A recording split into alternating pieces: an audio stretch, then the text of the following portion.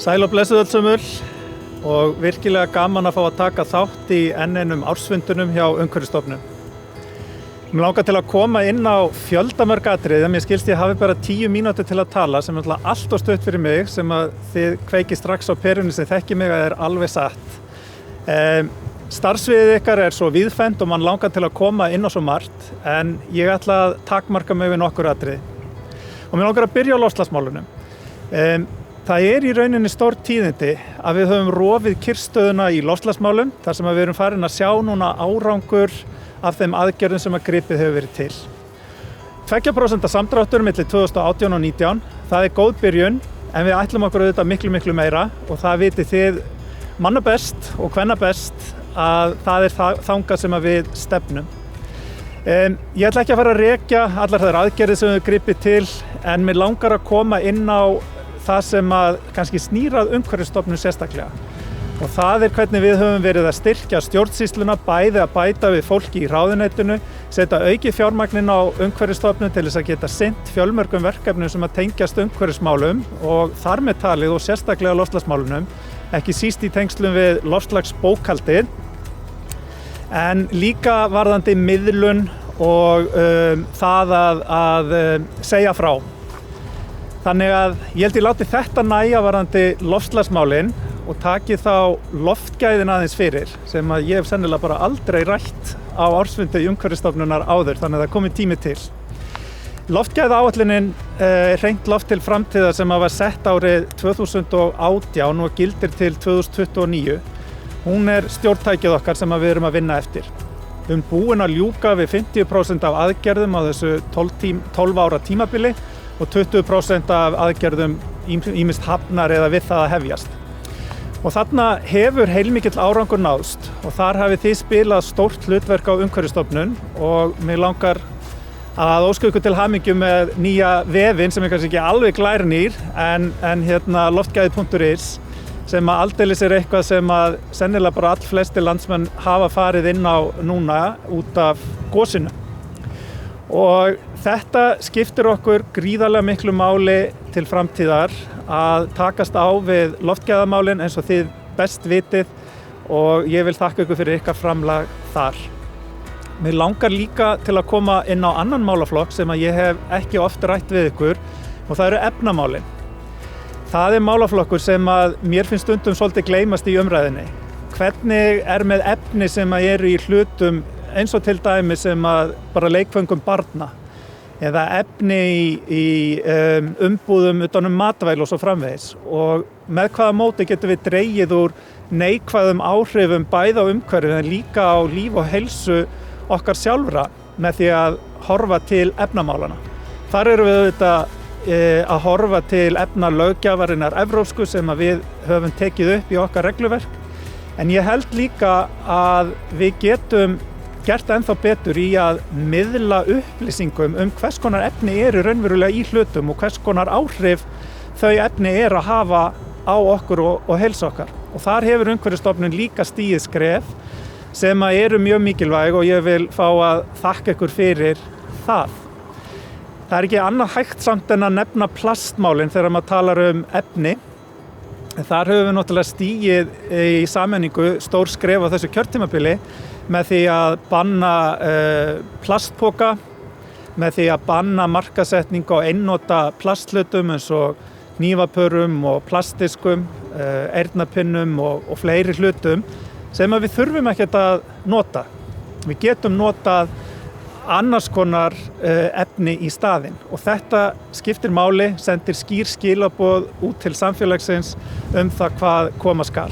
Og ég hef sagt það áður og segi það enn, við þurfum að koma á alþjóðlegum samningi til varnar plánetinu okkar þegar kemur að mengunarmálum sem tengjast plasti. Og aðgerðaráætlunin sem við settum árið 2020 í plastmálum, hún er með einar 18 aðgerðir sem eru mikilvægar fyrir okkur að fylgja hér heima. Mér langar líka að koma aðeins inn á, nú þarf ég nefnilega að fletta blaðinu mínu og það er alltaf svolítið erfitt í svona roki en bíða þess, þetta er alveg að koma. Já, mér langaði að nefna áður en að ég kem að náttúruverndinni aðeins að koma inn á grænu skrefin og loftslagsstefnu stjórnvalda og aukna ábyrgð Umhverfisstofnunar þegar kemur að úrgangsmálum. Þetta eru atriði sem að við höfum verið að stíga skref á þessu kjörtímabili og fjölgun opinberra stofnana í verkefninu grænu skrefin. Því hef ég virkilega tekið eftir, búin að skrifa undir óskaplega mörg skjöl á þessu kjörtímabili, viðurkenningarskjöl til þessara stofnana og það er alltaf jafn skemmtilegt af því þá veit maður að við erum að ná auknum árangri þegar kemur að umhverfismálum.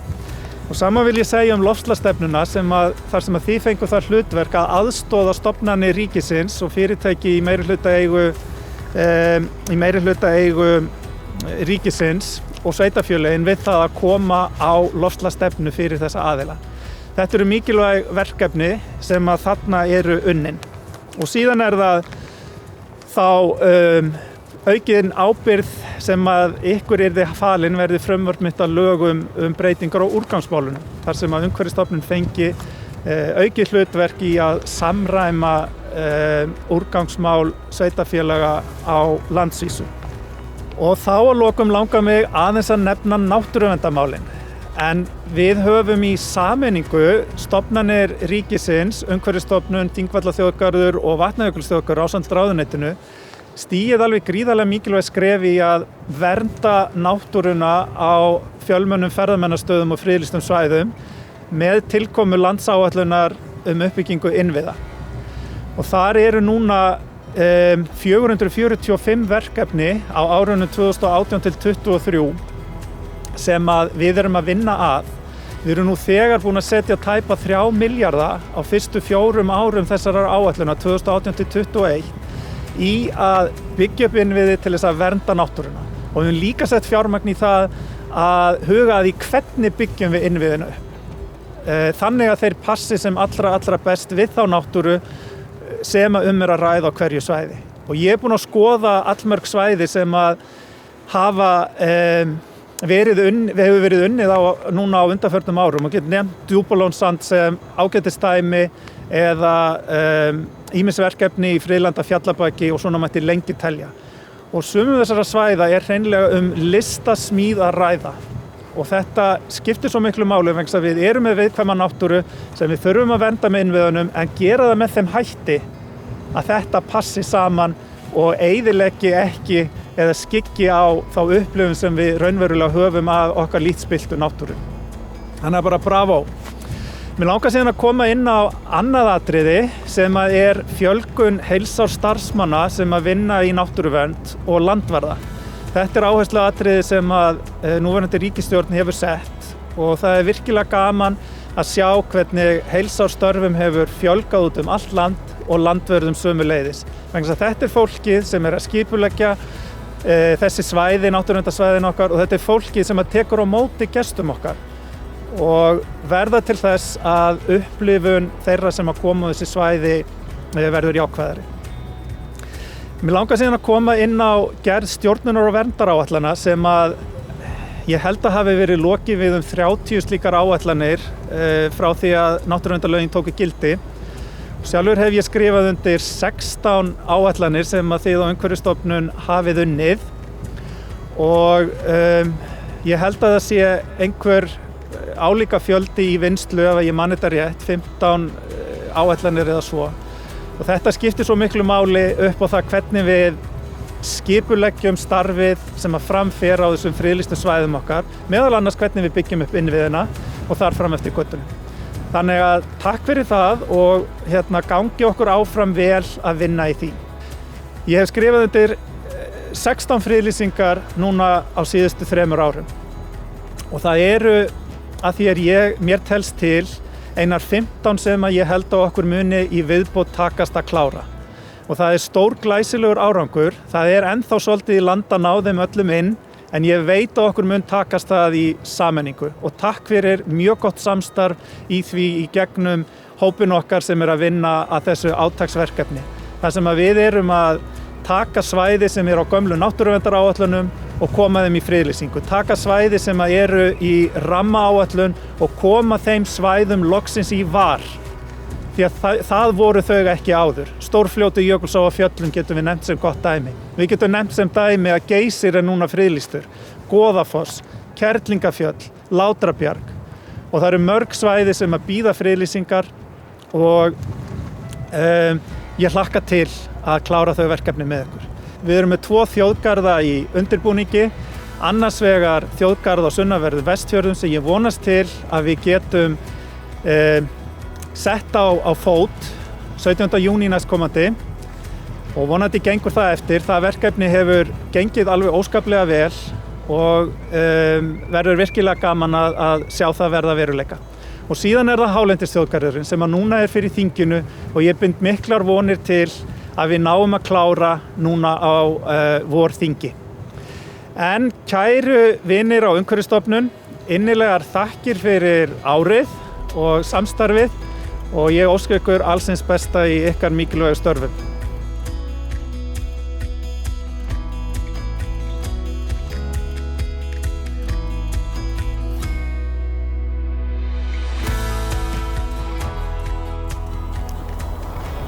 Velkomin á ársfund Umhverfisstofnunar. Við sjáum ástæðu til að slá tón bjartsýni í umhverfismálum.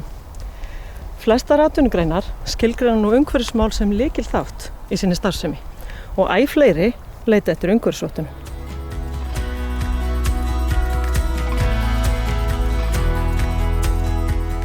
Umhverfisstofnun hefur leigt húsnæði á Reitum í 20 ár og þegar að síðasti leigusamningur var kominn á endastað þá var það hugmynd Umhverfisstofnunar að við myndum fá svansvottun á þessar framkvæmdir. Og okkur fannst það bara býsna góð hugmynd og virkilega gott tækifæri fyrir okkur til þess að læra á þessa gerð framkvæmda og í raun að mennta okkar ráðgjafa, okkar arkitekta og þessa verktaka sem að hafa verið að vinna mikið með Reitum í því að standa svona framkvæmd og draga lærdóm af.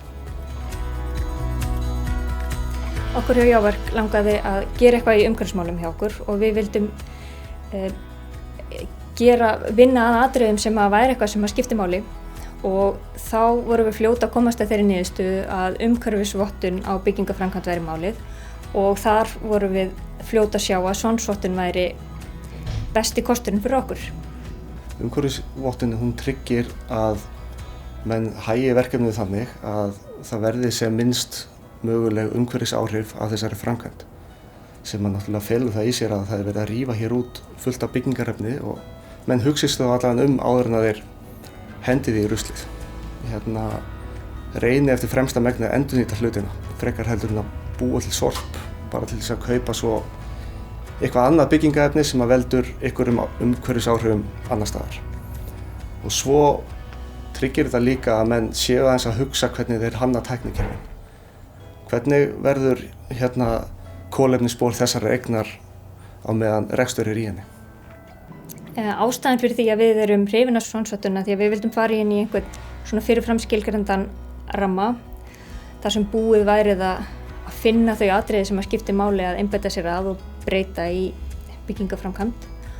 Og ástæðan fyrir því að við erum hrifin af svansvottun að það verið að horfa til þeirra atriða sem að við höfum áhrif á, sem þá bara eins og hönnun húsnæðisins, í rauninni framkvæmdin sjálf, efnisvalið og slíkt.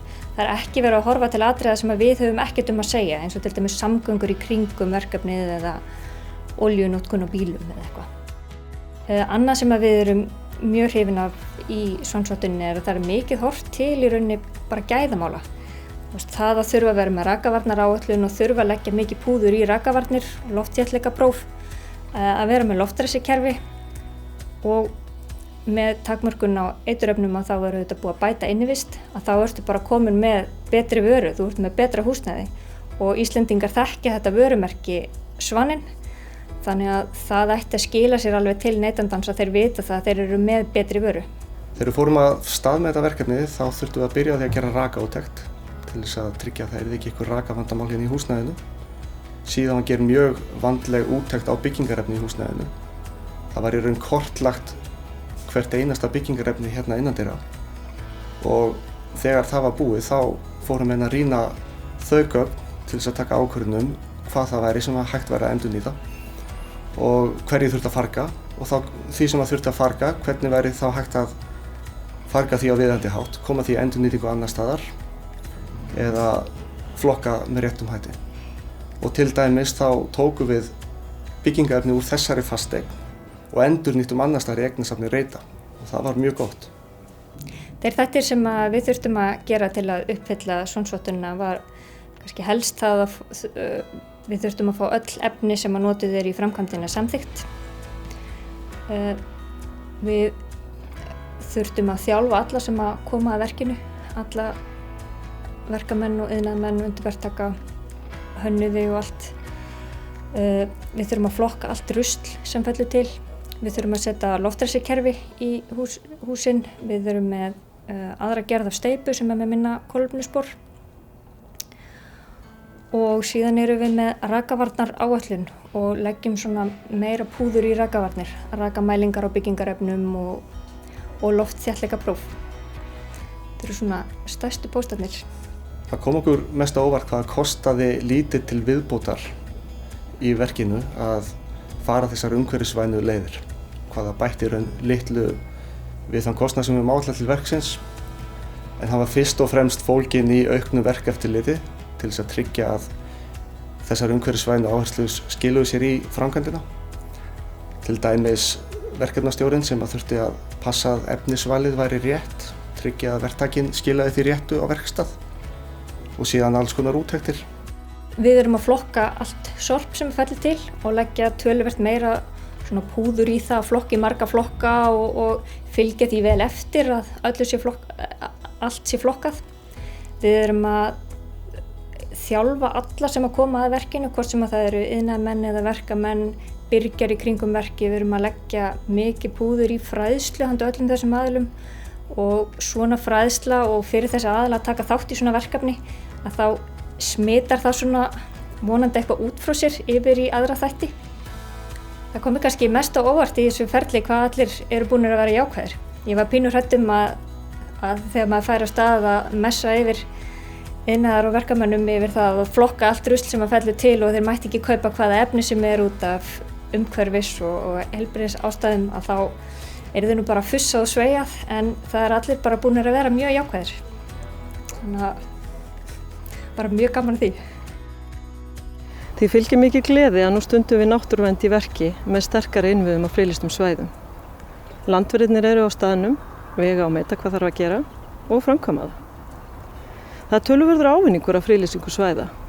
Við erum að vernda svæðin til framtíðar, taka utan um þau með betra skipulagi og ferðaþjónustan fara aukna möguleika til að blómstra. Þann 17. júní síðastliðinn var Geysissvæðið loksins friðlýst og Kerlingafjöll hafa nú fengið sinn sess í náttúruverndarhálendinu. Það er samvinna sem mun skila okkur árangur í að vernda þessar perlur til framtíðar.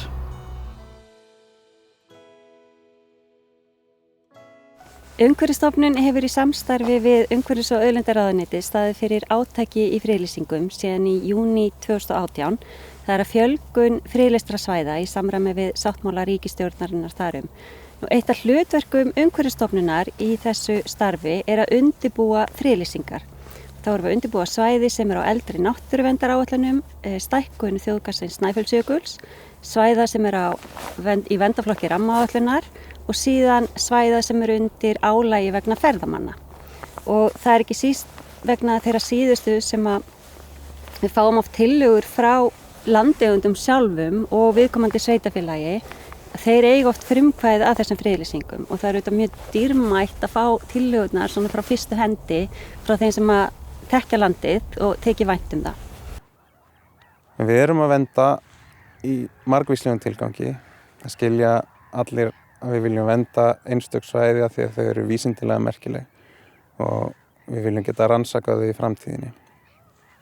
Við erum líka með svæði sem að skipta tegundir miklu máli eins og bjöllutegundir eða fuglategundir og þess vegna verndum við svæðin fyrir stofnana. En svo eru önnur svæði sem við verndum fyrir okkur sjálf, fyrir mannfólki. Það eru margir sem rækta garðinn sinn, eru að rækta pottaplöntur inni hjá sér, eru jafnvel með fiskabúr heima hjá sér. Fólk einhvern veginn að reyna að draga umhverfið nær sér til þess að finna sálarró og frið, að reyna að núllstilla sig. Friðlýsingin síðan unnin á grundvelli náttúruverndarlaga. Markmið lagana að vernda til framtíðar fjölbreytni íslenskrar náttúru, jarðfræðilega og líffræðilega fjölbreytni og fjölbreytni landslags.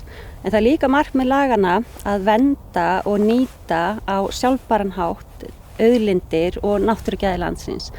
Og þegar við gerum þetta, þá erum við að hafa í huga að við erum að hugsa til framtíðar og til komandi kynslóða. Þannig að útgangspunkturinn svolítið sá og það sem við fáum að upplifa í dag, að við gefum börnunum okkar og komandi kynslóðum tækifæri til að njóta þess sama. Út í Evrópu eru fjölmörg verkefni í tengslum við endurhæfingu eftir slys eða veikindi. Það líka verið að vinna með meðferðarúrræði vegna fíknisjúkdóma allt á friðlýstum svæðum, vegna þess að við í Evrópu eru opin, græn eða blá svæði, vatnasvæði, orðin fágæt gæði. Hér á Íslandi höfum við gríðarleg tækifæri. Við höfum fullt af landi og mikið af því óspillt. Ef við reyndar myndum hugsa til þess að græn svæði og óspillt náttúra sé í beinu samhengi við heilbrigði fólks, þá ætti Íslendingar að vera heilbrigðasta þjóð í heimi. En við erum bara eins og allir hinnir, við erum að kljást við okkar mál í heilbrigðiskerfinu. En líklega snýst þetta að rosalega miklu leyti aðgengi að náttúrunni. Og þeir sem helst þurfa á útivistin að halda eru kannski þeir sem ekki komast með góðum hætti út í náttúruna. En við vinnum síðan svo eina þessum undirbúningi. Þetta samstarfsverkefni stofnunarinnar, landeigenda, viðkomandi sveitafélaga og ráðuneytisins, auk þess sem haft samráð við sérfræðinga og aðrar fagstofnanir. Síðan þetta opið kynningaferli þar sem öllum gefst tækifæri til að skila athugasemdum og ábendingum og það síðan tekið fyrir í samstarfshópnum og auk þess sem oft haldnir opnir kynningafundir. Á síðustu árum hefur stóraukist fjármagn inn í málaflokkin í náttúruvernd. Við erum að fá peninga í landvörslu sem skilar störfum í nærsamfélag. Það skilar fræðslutækifærum inn í skóla og úti í náttúrunni. Það eru tækifæri í tengslu við viðburði úti í náttúrunni þar sem verið að rýna í náttúruna. Við erum líka að fá fjármagn í uppbyggingu og uppbyggingin að skila sér bæði á vegum sveitafélaga og á vegum ríkisins með bættu aðgengi.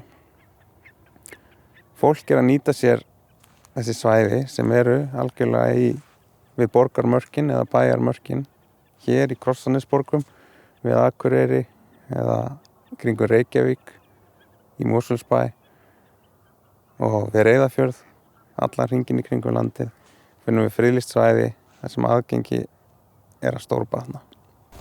Friðlýstu svæðin eru orðin 122 talsins. Við erum með 19 mál í vinnslu núna og í fyrra 2020 þá friðlýstu við 7 svæði og endurskoðum eina friðlýsingu. Og þetta allt svæði sem við þekkjum vel og myndum álíta náttúruperlur. Það annars vegar Þjórsárdalur sem býr yfir einstakri náttúru og sérstökum jarðmyndunum og menningarminjum að ógleymdum náttúrufyrirbærum eins og Gjánni, Háafossi, Granna og Hjálpafossi ásamt þyrpingum gervigíga. Og hins vegar eru það Kerlingafjöll sem hafa árabil verið eitt vinsælasta útivistarsvæði á miðhálendi Íslands. Svæðið ber öll einkenni megineldstöðvar. Það næststærsta líparítssvæði landsins og eitt fjölbreyttasta hverasvæði landsins. Goðafoss í Skjálfandafljóti einn af vastmestu fossum landsins og var friðlýstur sem náttúruvætti. Hann greinist í 2 meginfossa og nokkra smærri. Ásýnd fossin sem 30 metra breiður fjölbreytileg eftir vatnsmagni, árstíð og veðurfari. Geysissvæðið í Haukadal sem eitt þekktasta goshverasvæði jarðar var friðlýst sem náttúruvætti líka. Þar eru fjölmargir hverir og laugar og goshverirnir Geysir og Strokkur þeirra þekktastir. Nú svæðinu einnig hverarhrúður á stóru samfelldu svæði.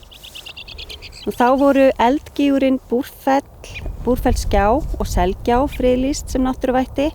Þar að finna jarðminjar sem eru sérstakar á landsvísu, hrauntraðir og gjár og misgengi mjög áberandi í landinu, auk merkra menningarminja.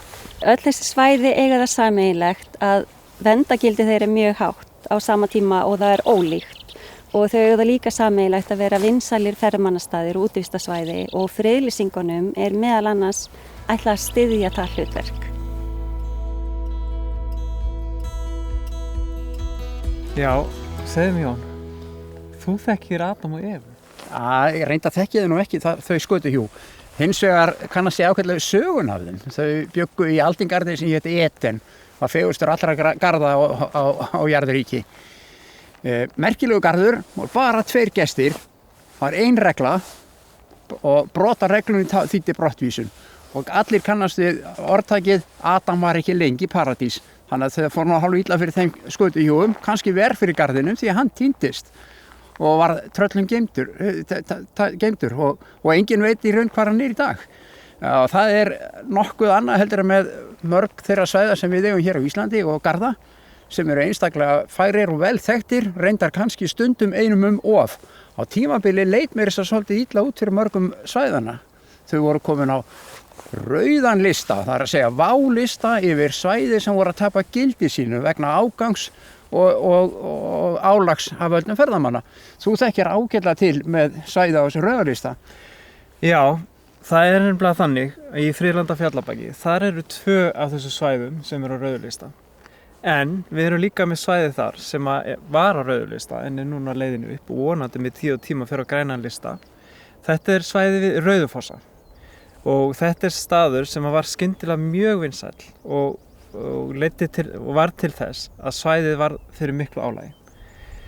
Engir innviðir til staðar, en við fórum í það og byggðum upp innvið. Við lögðum göngustíg að fossinum og þar að leiðandi tókst okkur að draga verulega úr álagi á svæðinu.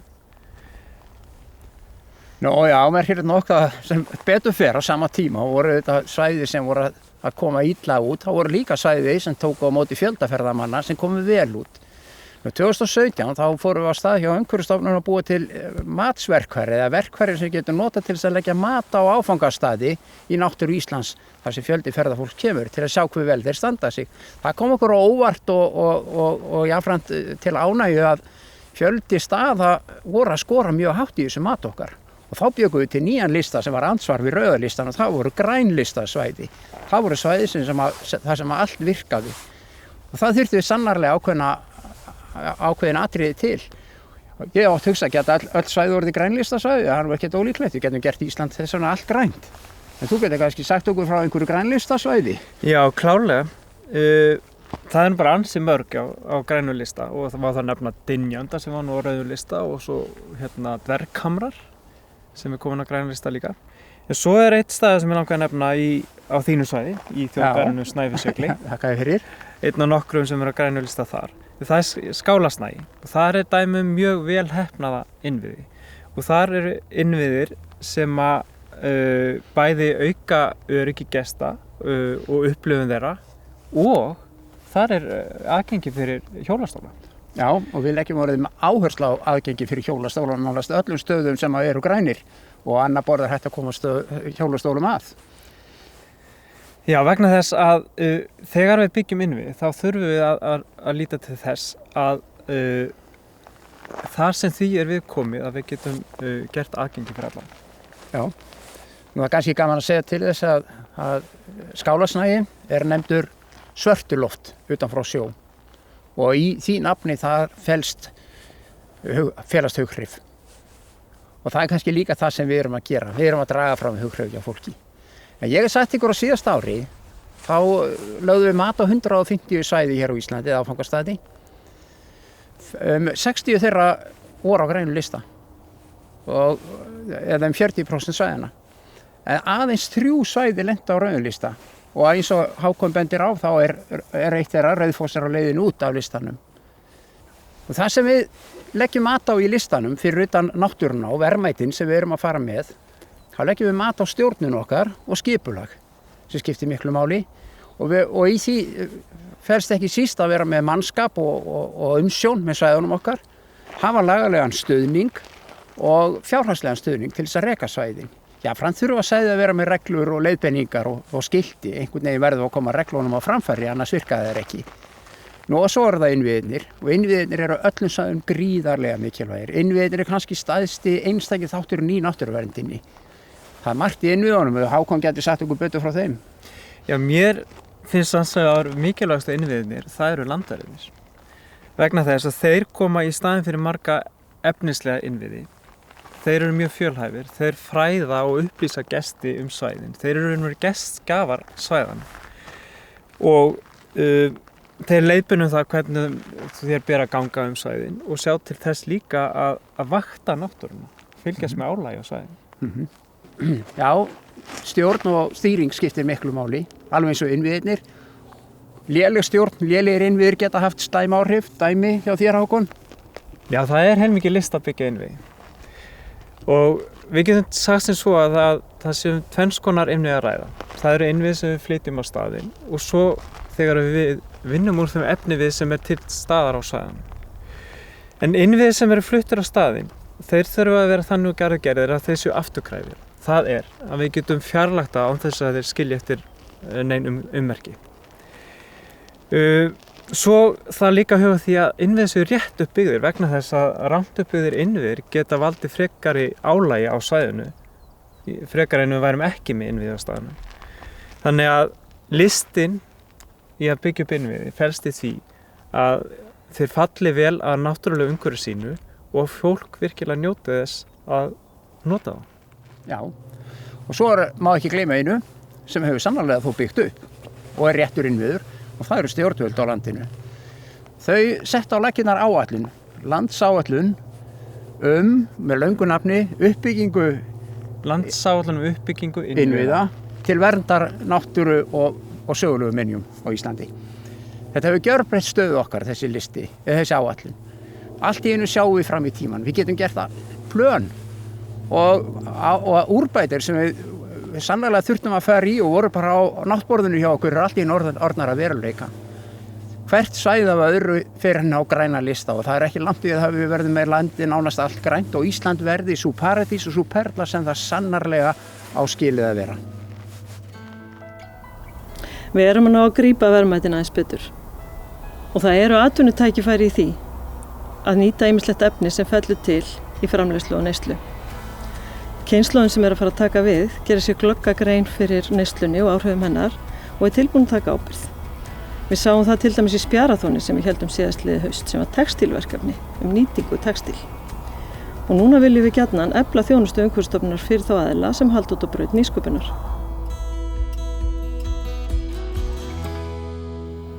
Sköpun eins og tíska fer alltaf í hringi, en hvaða hlutverk hefur nýsköpun innleiðing á hringrásarhagkerfinu?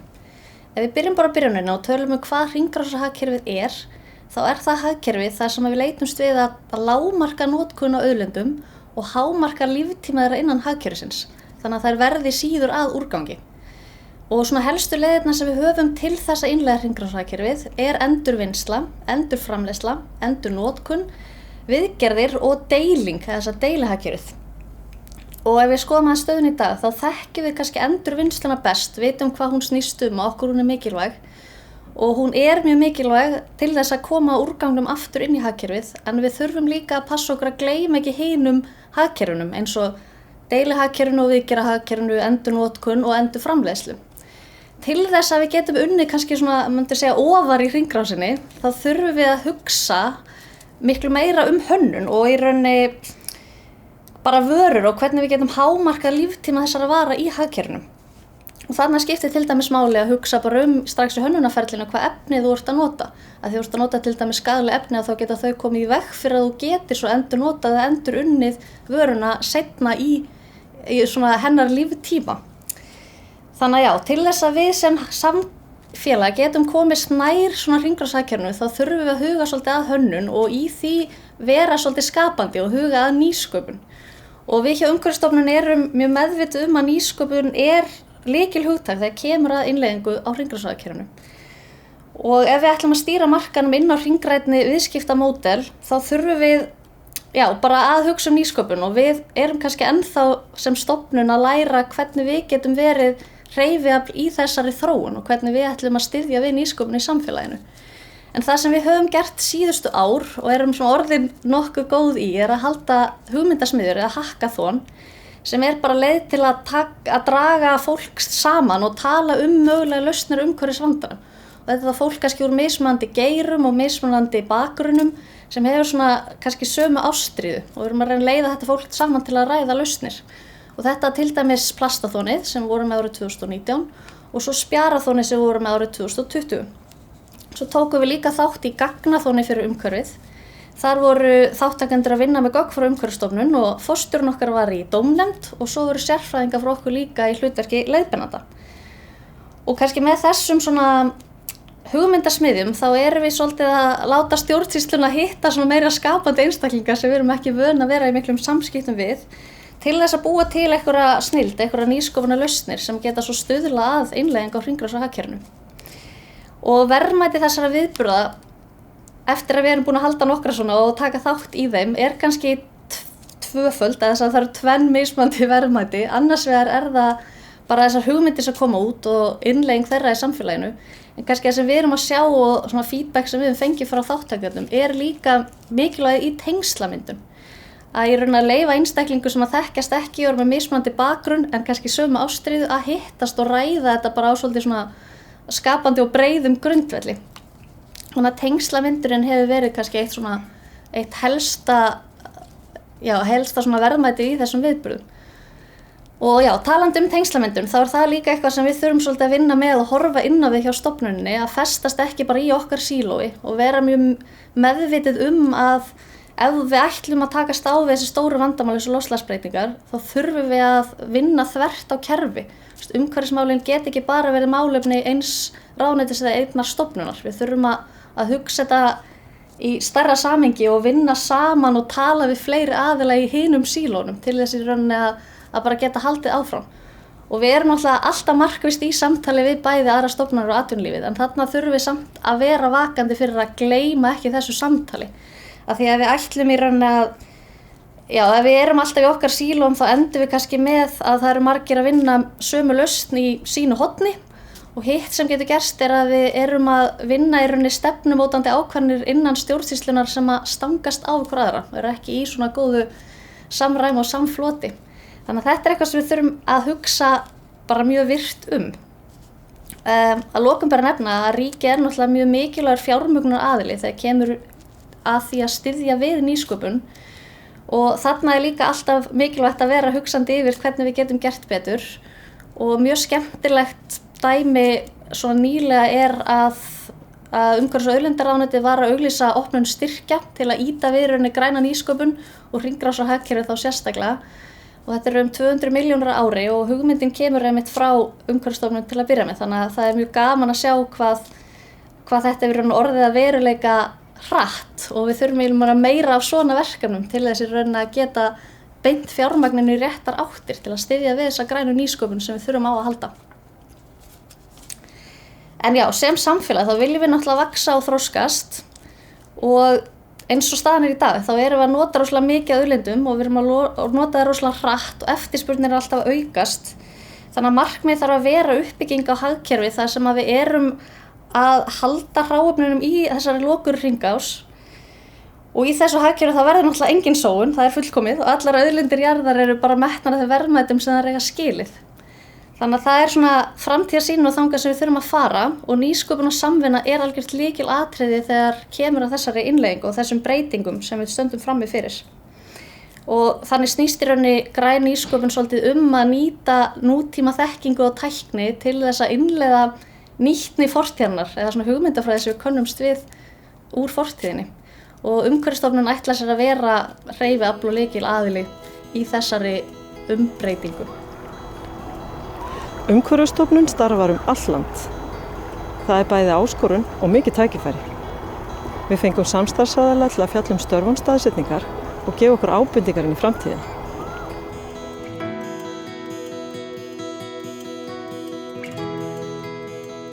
Störf án staðsetningar breyta mjög miklu fyrir samfélag og sérstaklega út á landi og það er svona eykur flórunu af velmenntuðu og svona velmenntuðu fólki sem vill koma og búa í öðruvísi umhverfi. Ég held að við getum líka sagt að þetta verður svona frjórra samfélag sem getur orðið til með þessum hópi og svo er það nú bara þannig að stundum skiptir það máli fyrir fólk á einhverjum tímapunkti fjölskyldur að búa í svona hægara umhverfi.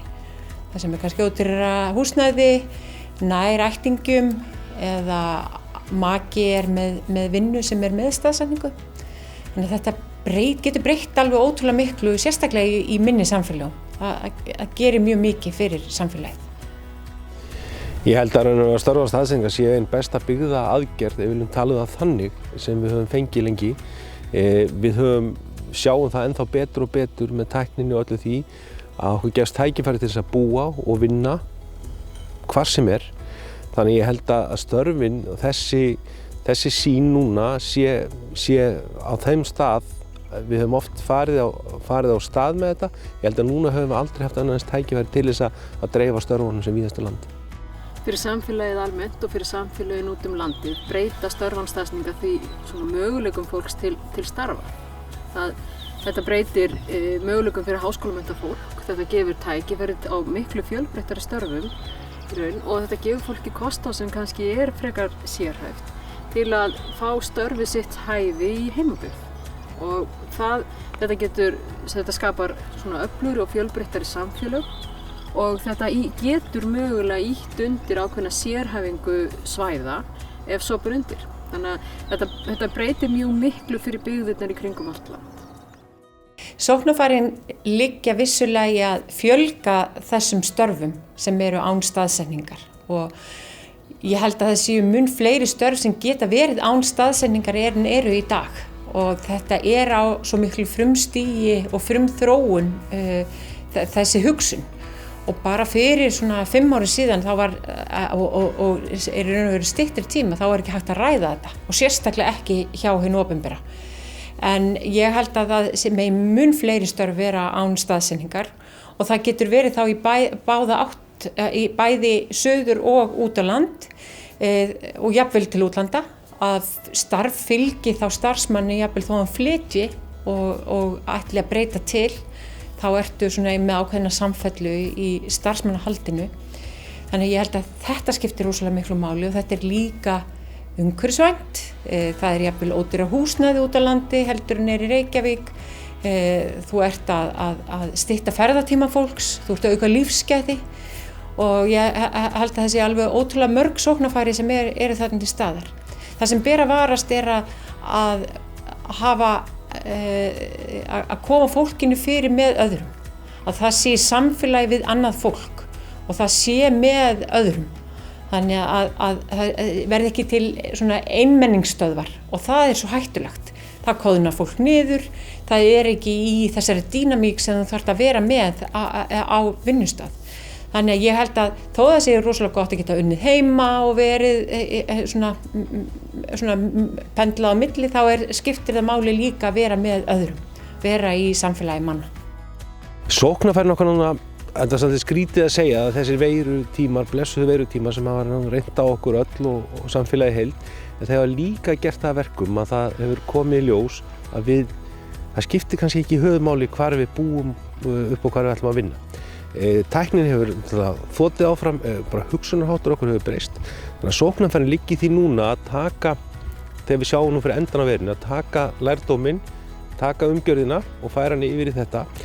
Ég hugsa að við þurfum kannski að varast sem til það að við þurfum að gera umgjörð störfin út land. Þannig að fólk geti gengið inn á vinnustað. Ég horfi á klasa eða samvinnuhús og hvernig við getum undirrennt stoðum undir það slíkt rísi sem víðar. Þannig að fólk eigi sér samt vinnustað, bortsett frá hvar það vinnur og leið samfélag, tengslanett. Þar séu hluti. Við þurfum að varast það kannski að horfa á þannig að þetta verði bara einmenningsstörf, við þurfum líka að gefa fólki til tækifæri að blanda saman við aðra. Sóknarfærin liggja í raun og veru í því að sem flestar stofnanir sjá sér fært að auglýsa störfanstaðsningar og nýti sér í raun starfskrafta fólk sem vill búa á fjölbreyttum stöðum út um allt land. Tækifærin þau felast líka í raun hugarfæri nýsköpunar og í því að hagnýta tæknina til þess í raun að geta nýtt, í raun boðið fólki út um allt land að notfæra sér alls konar aðstæður. En það felst ákveðin tækifæri líka í að tengjast nærumhverfinu, tengjast umhverfinu sem að þú ert í og eru þetta getur skapað möguleika á samstarfsverkefnum, milli stofnana, þverfagleg verkefni og ýmislegt fleira. En þetta líka skapar tækifæri að skapa þekkingar umhverfi og þekkingar vinnustaði mun víðar um landið heldur en er.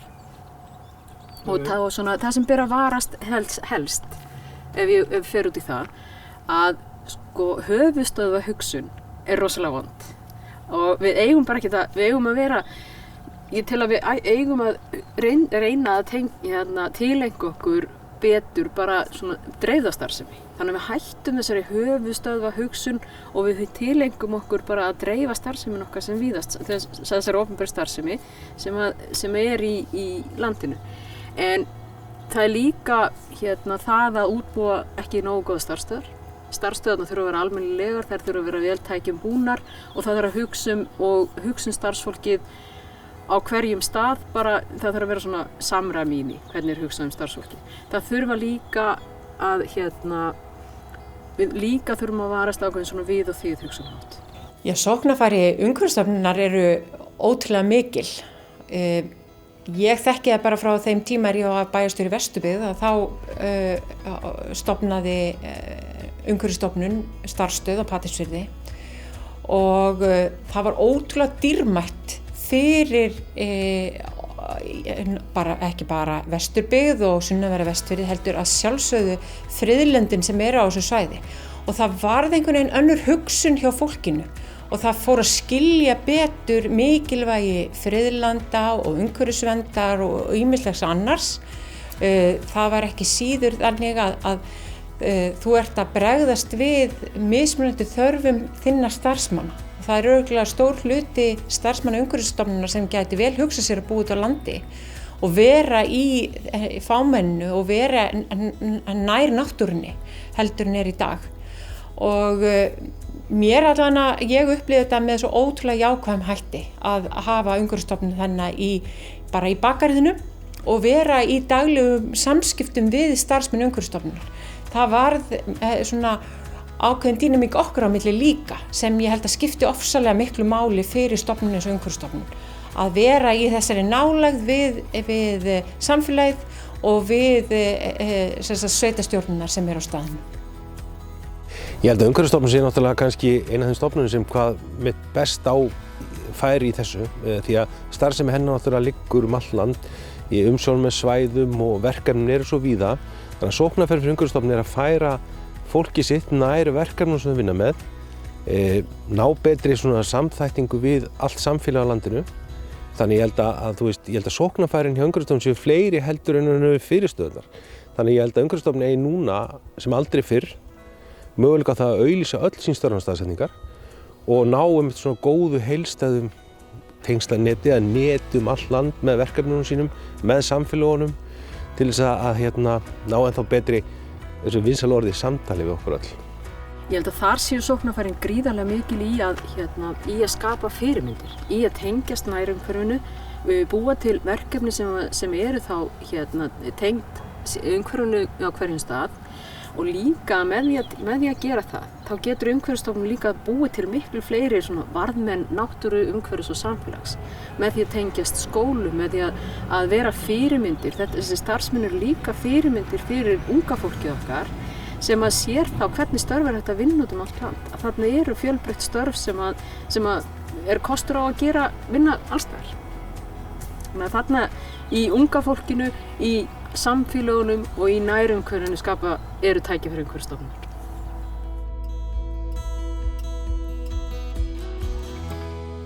Störf án staðsetningar lykilhugsun hjá okkur á Umhverfisstofnun. Við erum með 9 starfsstöðvar allt land. Við höfum sett vinnuskjölun okkar í skýjalausnir og þar höfum við sett líka á fót samstarfssvæði fyrir þær stofnanir, sveitarfélög, fyrirtæki og einstaklinga sem vinna með okkur að hinum ýmsu verkefnum. Við tókum upp hópvinnukerfi Teams árið 2019 til að tryggja enn betra vinnuflæði. Þegar COVID skall á 2020 urðum við því fyrir frekar lítilli röskun. Verkefnatöflur, símkerfi og fleira var komið í skýið og fólk gat flest fært sig heim án vandkvæða og skipti yfir í fjarfundi. Starfsvið okkar geysivítt, við miðlum efni til ólíkra hópa og erum því með 40 lén.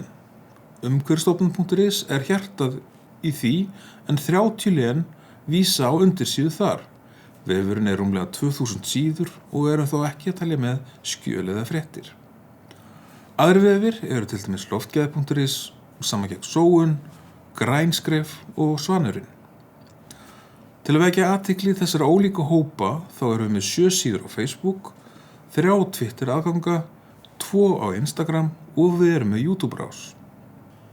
Raunfundir hafa orðið ómögulegir í kófunum. Umhverfisvarpið eitt svar okkar við því. Það að ræða beina útsendingu í hálftíma þar sem sérfræðingur okkar fjallum ákveðið málefni og gefa svo hálftíma í að svara spurningum frá áhorfendum. Upptökurnar eru svo aðgengilegar á ust.is og á YouTube-rás okkar. Miðlun margþætt. Beint aðgengi gagna mikilvægt á ljóshraðaöld. Besta dæmið eru loftgæðagögn. Það stöðugt flæði frá mælistöðum í miðlægt kerfi hjá okkur og þaðan flæða gögnin svo á 3 staði. Á loftgæði.is, á abi.ust.is og til Umhverfisstofnunar Evrópu. Abin vélrænt aðgengi fyrir tölvur, þar sem aðrir geta náð í þau gögn til að birta á sinn hátt. Hafnarfjörður til dæmis les gögnin vélrænt frá okkur og birtir myndrænt á eigin vef. Landfræðigögn eru ólæsileg í hráu formi, en á gis.ust.is má komast í þau og birta á sinn hátt, rétt eins og með loftgæðagögnin. Kortasjá.ust.is birtir þau svo á myndrænni máta. En gögn verða að upplýsingum þegar þau sett í samhengi. Landmælingar Íslands gaf út hæðalíkan í byrjun árs 2020 sem heitir Íslandsdem. Sumarið settum við það verkefni í gang hjá okkur að steypa því saman við okkar gögn og útkoman urðu þrívíddarkort. Fyrstu þrívíddarkortin komu samhliða friðlýsingu Kerlingafjalla í ágúst. Þau nú orðin 30 og aðgengileg á kortasjánni. Kortin veita nýja sýn á svæðin fyrir bæði kunnuga og ókunnuga. Við vitum að lengi má gott bæta. Við þykjum góðar ábendingar og vinnum hörðum höndum að vera til fyrirmyndar í miðlun og þjónustu. Aðgerðir í loftslagsmálum virðast nú vera að skila árangri. Það mikilvægt að við sjáum í tölunum fyrir 2019, áður en heimsfaraldurinn skall á, að losun að dragast aðeins saman. Heimsfaraldurinn breytti mörgum af okkur venjum. En hjá Umhverfisstofnun erum við að skoða hvernig við getum breytt venjum til framtíðar. Við verðum að horfa breytt yfir sviði í loftslagsmálum og það magnað að aðgerðir í frávitulausnum geta skila okkur árangri í loftslagsmálum. Og annað, aðgerðir í loftslagsmálum skila oft hagræði fyrir budduna. Hugsum við það.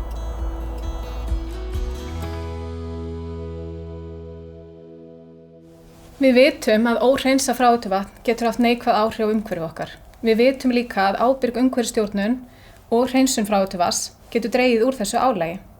Það eru spennandi hlutir að gerast í fráveitumálunum í dag, en fyrst ætla ég að segja ykkur aðeins frá vatnaáætlun. En það fyrsta vatnaáætlun Íslands núna kynningu til 15. júní. Með vatnaáætlun fylgir aðgerðaáætlun, en þar eru settar fram aðgerðir sem eiga að tryggja gott ástand vatns og 18 af þessum aðgerðum snúa einmitt að fráveitumálum.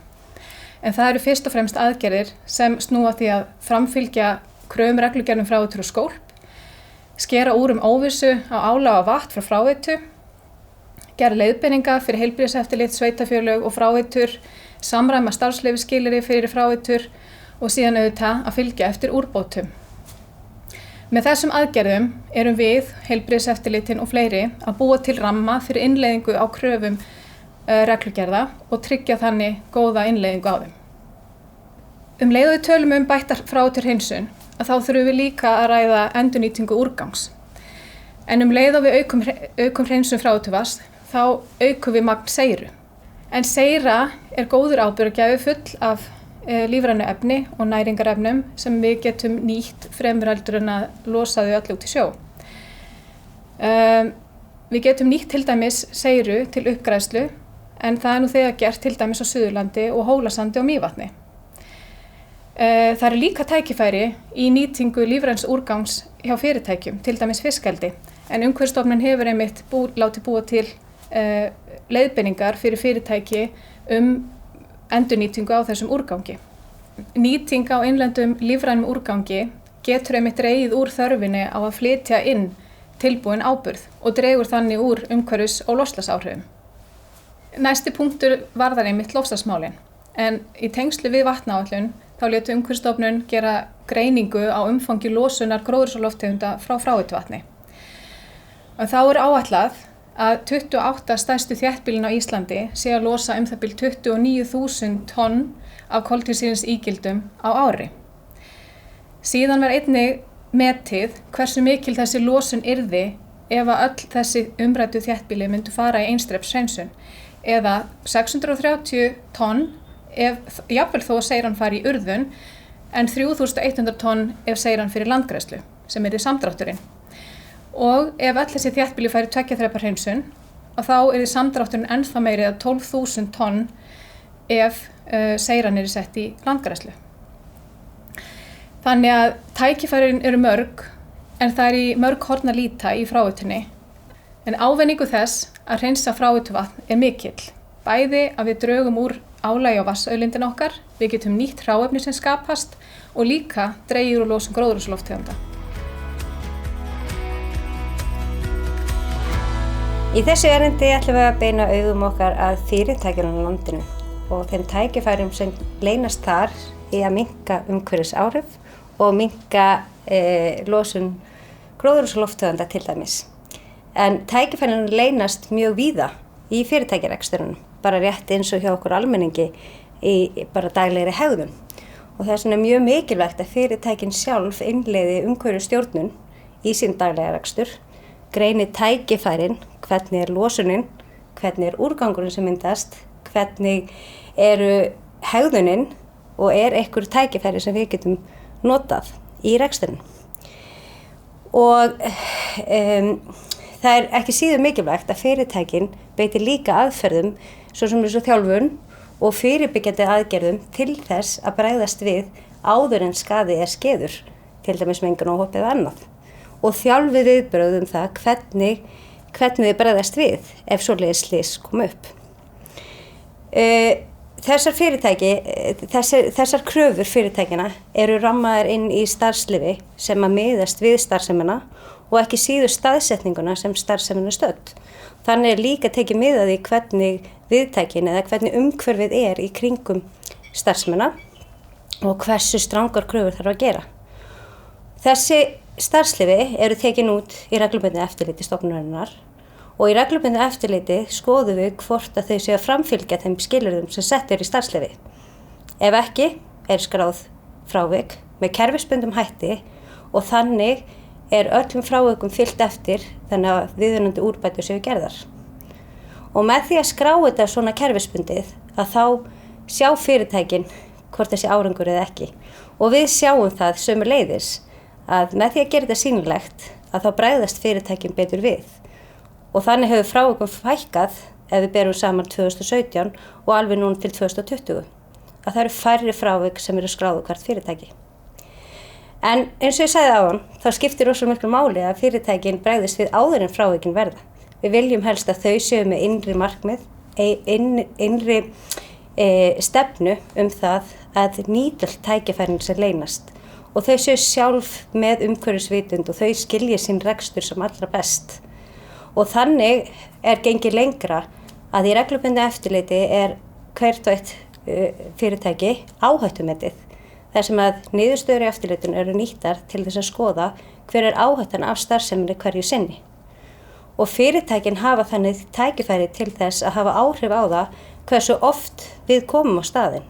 Því ef við sjáum að fyrirtækin standa sig vel, það er lítil áhætta, þá raðast þau í minni áhættuflokk og við komum sjaldnar. Ef áhættan er mikil, komum við oftar.